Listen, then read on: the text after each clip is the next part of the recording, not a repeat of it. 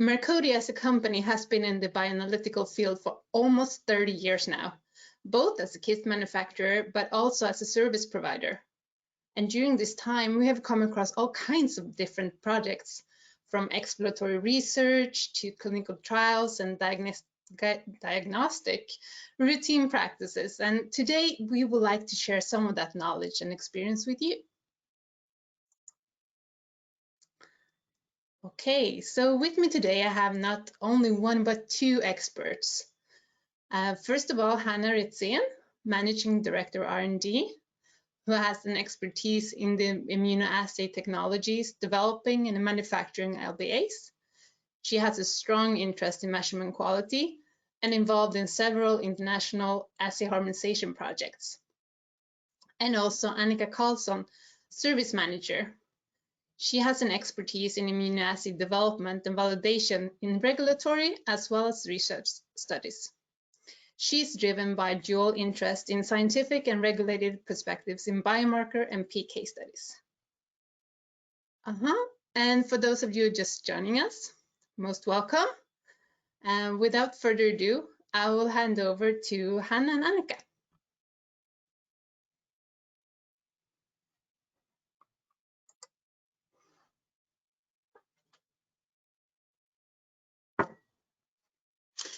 Thank you, Lisa, for this kind introduction.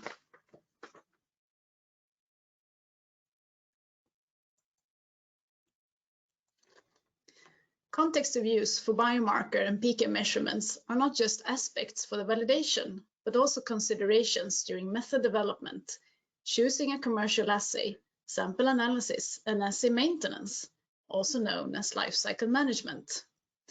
We would now like to take the context of use for pharmacokinetic and biomarker measurements into technical considerations. Fit for purpose and context of use has been discussed in the bioanalytical community for decades, with discussions in conferences, papers like Lee et al., CPATH, and also the recent publication from EBF that just came out the last week. We have also in the last weeks heard several different good webinars in the topic of context of use. It was, for example, brought up that an off-the-shelf assay could not be used for all aspects. We would like to continue this discussion by getting to know your assay. Great effort has been given to improving the quality of biomarker measurements, for example, standardization, harmonization, guidelines on how to perform and validate and report validation results. However, stakeholders often lack in-depth understanding of each other's needs. This is also something that was brought up in the last week's different webinars. Working in the bioanalytical field, as well as the academic and clinical diagnostic space for many years now, we have come into contact with the similarities and differences there are in these arenas, and seen how good communication, sharing of expertise, and collaboration can improve study outcome. And making the right interpretation of the collected data rely on the expertise of the scientist and also of the quality of the measurement method used. So we collect and we share valuable information. To move further and form the bioanalytical strategy, we also need to understand how good the assay must be. So if we look, for example, at the biomarker assay, we need to understand the change. If we have large variations in levels and small change, this needs an assay with low variation and high accuracy, as can be seen to the left. If we have a large change, the assay can have higher variation and lower accuracy, as seen in the example to the right.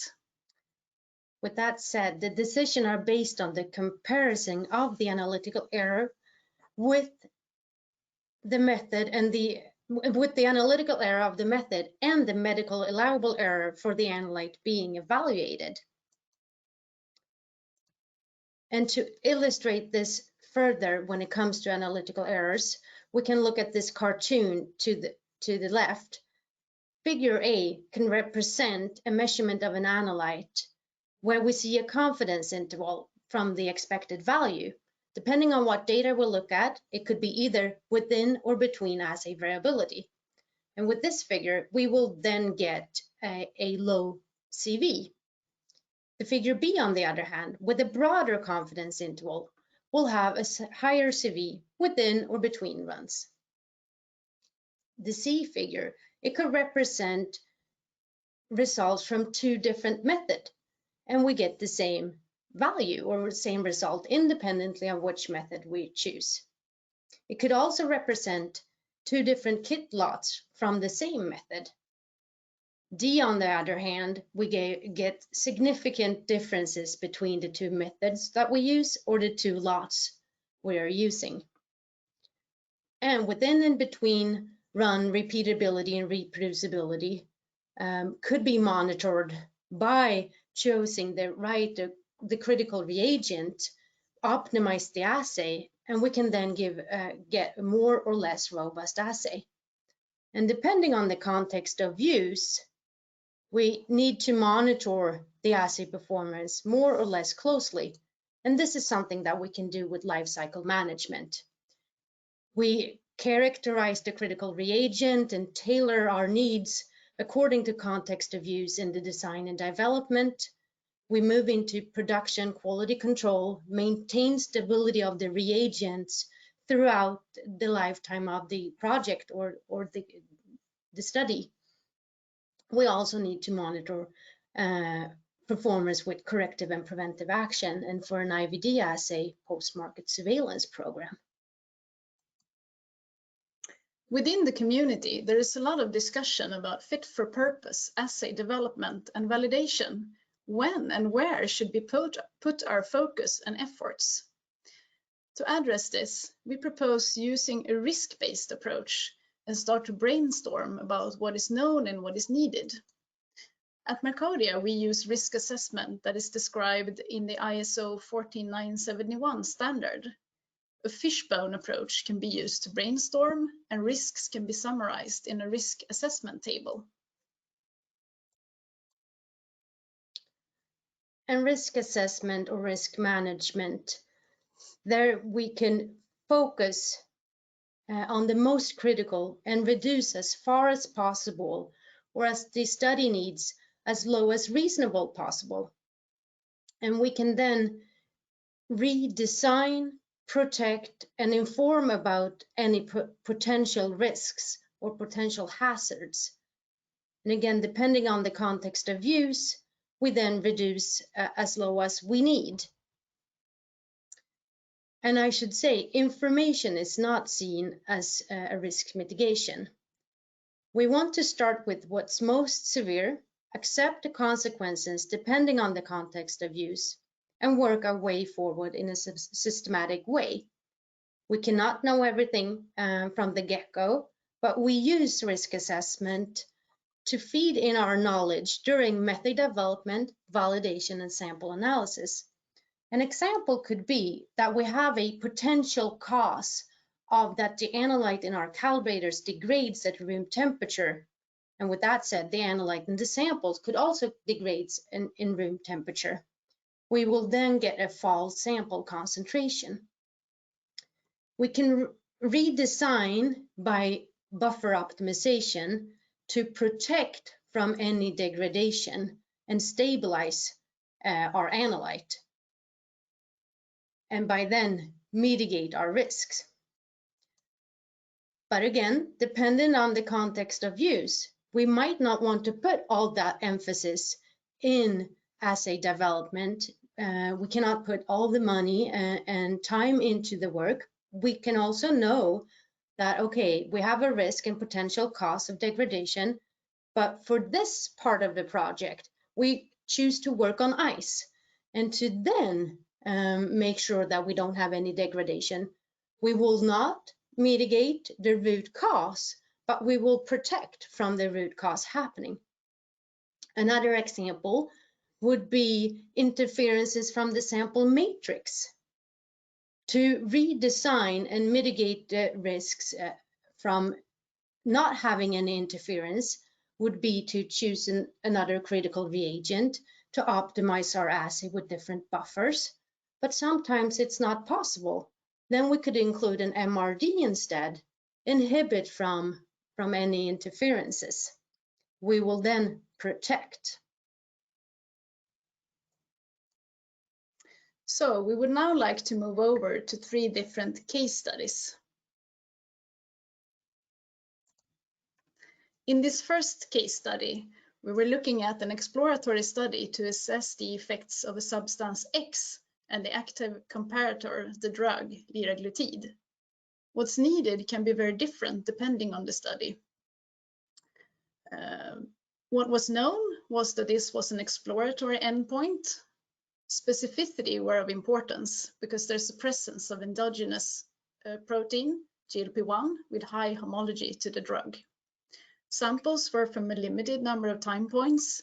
We also knew that there were few commercial assays available with uncertain performance. Risks that were identified during evaluation was interference in blank samples and high variation between runs. However, there were good repeatability within runs, and the assay was specific. So the risks were mitigated by introducing an MRD to protect from interference in the samples. And as Annika said, we saw that we had a good within-run repeatability, a poor between-run repeatability. We then chose to analyze all the samples in one single run. We saw that the data still could only be used as semi-quantitative, so we had a discussion with the sponsor to ensure that that was how the data was utilized. Yes, and also sample dilutions will of course affect the measurement range. So that needed to be discussed too. And here we also come back to this discussion with the stakeholders that is of so great importance, both before but also iterative during the study. Should the context of use for this study be changed to a need for more quantitative data, a new discussion on assay development may be needed. In this second case study, we will talk about a PK study of the drug Lispro and the biosimilar in rat. What was known here and needed was the quantitative measurements of a biosimilar and a Lispro that is pivotal. The concentration response relationship for the biosimilar and the reference product needs to be similar. A commercial assay was available. It was developed for the intended use of quantitative measurement in human and in porcine samples.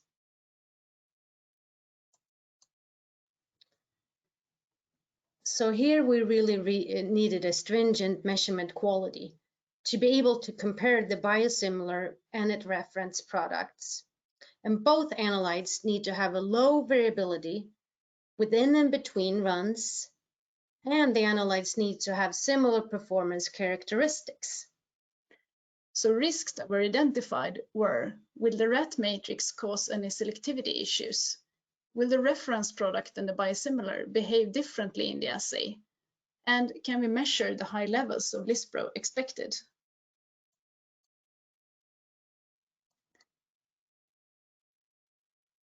So the results show that there were no interference in rat samples. However, again, dilutions needed to be introduced, but this time to avoid hook at high concentrations. We also did reagent characterization with tandem mass spec, and those analyses showed that the reference material had a high purity, and amino acid analysis verified the identity and the concentration. It was concluded that the initial risk could be mitigated.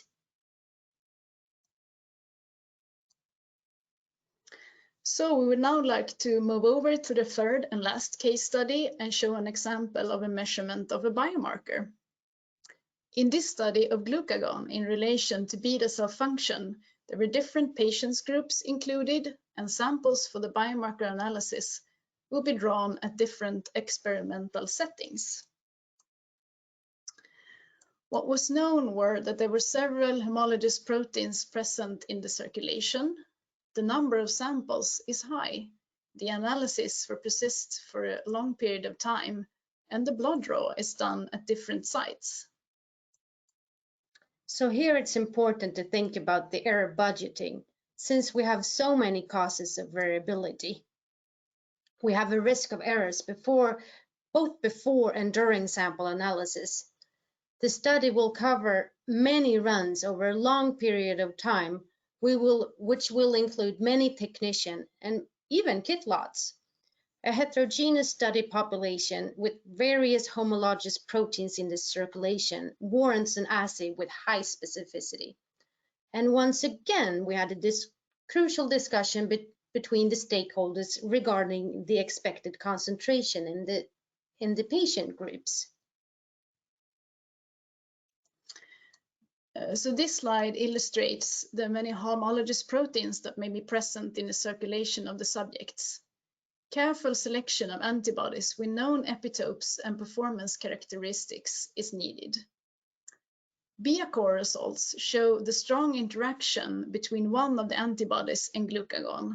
It also showed that the degradation product glucagon 3-29, glucagon, and glycentin have much lower affinity, and these homologous proteins will thus not be measured in the glucagon ELISA.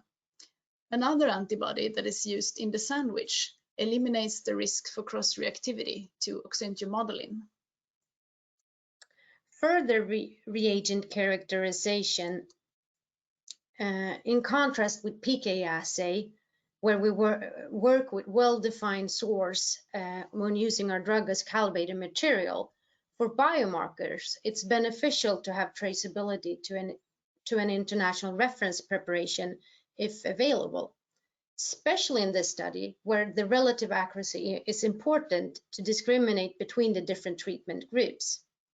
And I do want to emphasize that accuracy is also crucial when preparing the calibrators, and we need to have a good statistical process in place. Reagents also have to be monitored over the product's entire life cycle, and this longitudinal study needs not only a specific assay tailored to its context of use, it also needs a thorough production, quality control, stability, and we can also incorporate everything we learned during the project in our risk assessment, in our corrective and preventive actions, and our post-market surveillance program.